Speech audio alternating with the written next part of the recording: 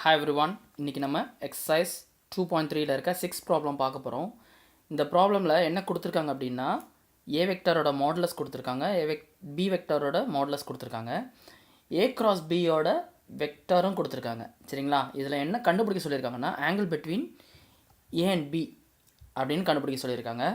இதுக்கு ஃபார்முலா நான் இங்கே எழுதியிருக்கேன். θ = sin inverse of a cross b யோட modulus divided by a vector b vector. சரிங்களா?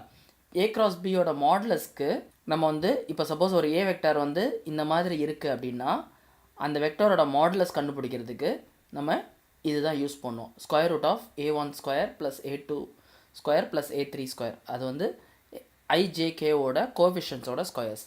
சரிங்களா? ஸோ இதை யூஸ் பண்ணி இந்த ரெண்டு ஃபார்முலா யூஸ் பண்ணி இந்த ப்ராப்ளம் சால்வ் பண்ணிடலாம். இது ரொம்ப சிம்பிள் ப்ராப்ளம். இது வந்து வெரி சிமிலர் டு எக்ஸாம்பிள் 2.23. இந்த ப்ராப்ளம் பார்க்குறதுக்கு முன்னாடி எக்ஸாம்பிள் 2.23 ஒரு தடவை பார்த்துருங்க. சரிங்களா? இன்னும் பெட்டராக புரியும். இப்போது நான் a cross bயை திருப்பி இங்கே எழுதிக்கிறேன். 3i vector minus 2j vector plus 6k vector. அதோட மாடுலஸ் தேவை a cross b ஓட மாடுலஸ், விச் இஸ் நான் இங்கே முன்னாடியே சொன்ன மாதிரி அதோட ஸ்கொயர் ரூட் ஆஃப் ijkவோட squares, that is 3 square plus minus 2 square plus 6 square, which is equal to 9 plus 4 plus 36, which is equal to square root of 49, which is equal to 7. சரியா? அடுத்தது இங்கே தீட்டா ஃபார்முலா இருக்குது, அதை நான் திரும்ப எழுதுகிறேன். sin inverse of a cross b divided by ab, which is equal to sin inverse of modulus of a cross b வந்து 7 நம்ம இங்கே கண்டுபிடிச்சி வச்சுருக்கோம், டிவைடட் பை இது வந்து சம்லே கொடுத்துருக்காங்க, a and b வந்து சம்லே கொடுத்துருக்காங்க, தட் இஸ் 2 cross 7. 7 கேன்சல் ஆயிரும், which is equal to sin inverse of 1/2.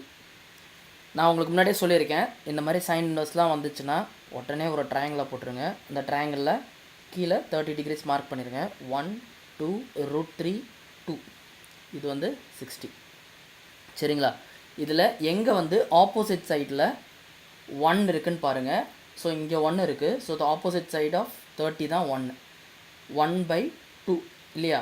So that is 30 degrees. Sine inverse of half வந்து 30 டிகிரிஸ். இதை நம்ம வந்து ரேடியன்ஸில் எழுதணும். So that means which is equal to 30 டிகிரிஸை எப்படி வந்து நம்ம ரேடியன்ஸில் எழுதுவோம்? 180 divided by 30, which is equal to 6 இல்லையா? So that means pi by 6.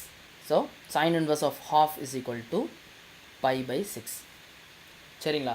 இதுதான் இந்த ப்ராப்ளமோட ஆன்சர்.